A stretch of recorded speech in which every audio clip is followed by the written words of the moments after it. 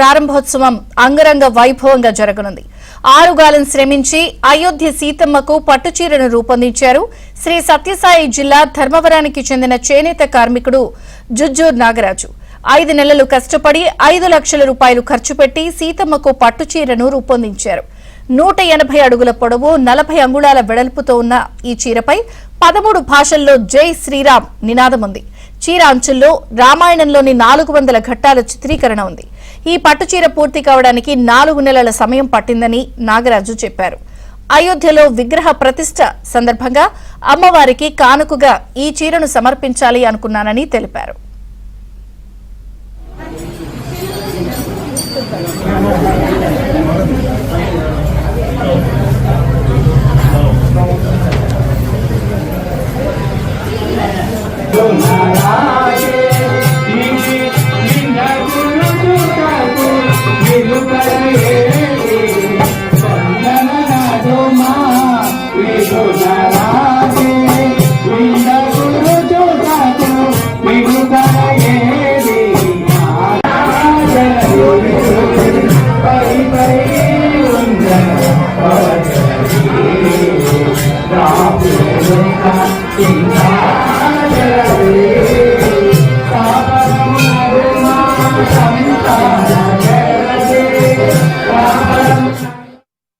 మన దేశంలో బస్సులో 33,000 సార్లు వచ్చే విధంగా తయారు చేశాము.